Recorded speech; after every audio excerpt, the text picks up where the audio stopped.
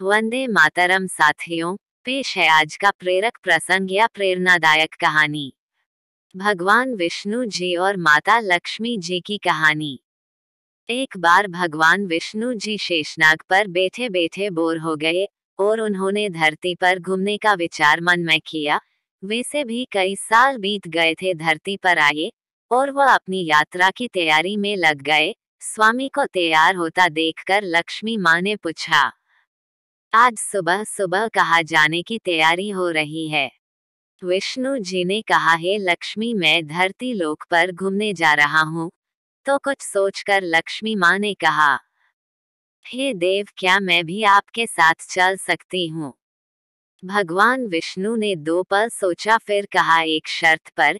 तुम मेरे साथ चल सकती हो, तुम धरती पर पहुंचकर उत्तर दिशा की ओर बिल्कुल मत देखना। इसके साथ ही माता लक्ष्मी ने हाँ कह के अपनी बात मनवा ली।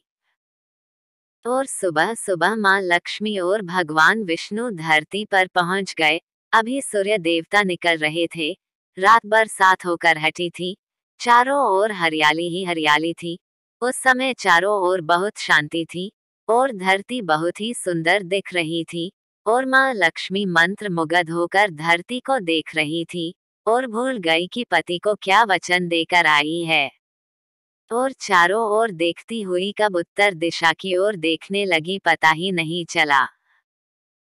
उत्तर दिशा में माँ लक्ष्मी को एक बहुत ही सुंदर बगीचा नजर आया और उस तरफ से भीनी भीनी खुशबू आ रही थी और बहुत ही सुंदर सुंदर फूल खिले थे। यह एक फूलों का खेत था और माँ लक्ष्मी बिना सोचे समझे उस खेत में गई और एक सुंदर सा फूल तोड़ लाई। लेकिन ये क्या, जब माँ लक्ष्मी भगवान विष्णु के पास वापस आई तो भगवान विष्णु की आंखों में आंसू थे और भगवान विष्णु ने माँ लक्ष्मी को कहा कि कभी भी किसी से बिना पूछे उसका कुछ भी नहीं लेना चाहिए और साथ ही अपना वचन भी याद दिलाया। माँ लक्ष्मी को अपनी भूल का पता चला तो उन्होंने भगवान विष्णु से इस भूल की माफी मांगी। तो भगवान विष्णु ने कहा कि जो तुमने जो भूल की है उसकी सजा तो तुम्हें जरूर मिलेगी।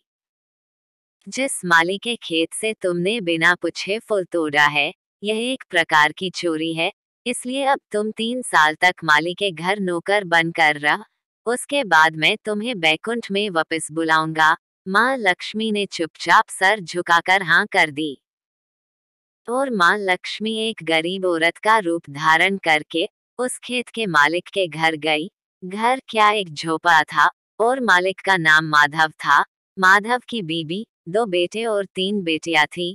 सभी उस छोटे से खेत में काम करके किसी तरह से गुजारा करते थे। माँ लक्ष्मी जब एक साधारण और गरीब औरत बनकर जब माधव के झोपड़े पर गई तो माधव ने पूछा, बहन तुम कौन हो और इस समय तुम्हें क्या चाहिए? तब माँ लक्ष्मी ने कहा, मैं एक गरीब औरत हूँ, मेरी देखभाल करने वाला कोई नहीं। मैंने कई दिनों से खाना भी नहीं खाया। मुझे कोई भी काम दे द, साथ में मैं तुम्हारे घर का काम भी कर दिया करूँगी। बस मुझे अपने घर में एक कोने में आसरा दे दो। माधव बहुत ही अच्छे दिल का मालिक था। उसे दया आ गई, लेकिन उसने कहा, बहन मैं तो बहुत ही गरीब हूँ। मेरी कमाई से मेरे घर का खर्च मुश्किल से चलता है। लेकिन अगर मेरी 3 की जगह 4 बेटियां होती तो भी मुझे गुजारा करना था।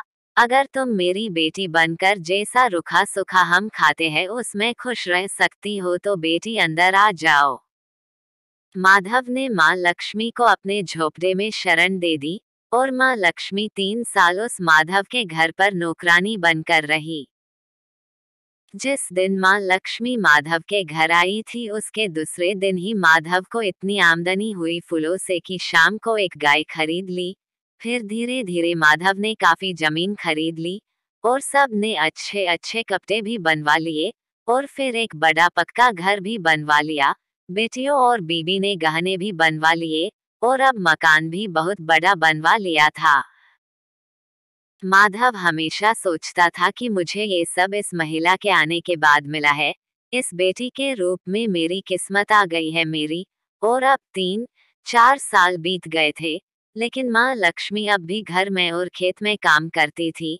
एक दिन माधव जब अपने खेतों से काम खत्म करके घर आया तो उसने अपने घर के सामने दीवार पर एक देवी स्वरूप गहनों से लदी एक औरत को देखा।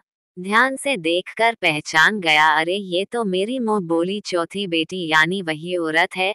और पहचान गया कि यह तो माँ लक्ष्मी है। अब तक माधव का पूरा परिवार बाहर आ गया था और सब हैरान होकर माँ लक्ष्मी को देख रहे थे। माधव बोला है, माँ हमें माफ कर, हमने तेरे से अनजाने में ही घर और खेत में काम करवाया है। माँ ये कैसा अपराध हो गया है, माँ हम सबको माफ कर दे।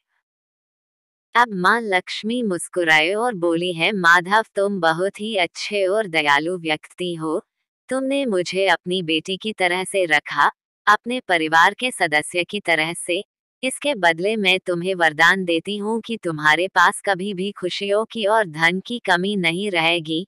तुम्हें सारे सुख मिलेंगे जिसके तुम हकदार हो। और फिर माँ अपने स्वामी के द्वारा भेजे रथ में बैठकर बैकुंठ चली गई। ये थी छोटी सी प्रेरणादायक कहानी। आपको ये कहानी कैसी लगी? कृपया कमेंट करके जरूर बताएं। और ऐसी ही कहानियां सुनने के लिए कृपया मेरे चैनल SS ढाउलर एजुटेक को सब्सक्राइब कर लेवे। धन्यवाद। जय हिंद, जय भारत।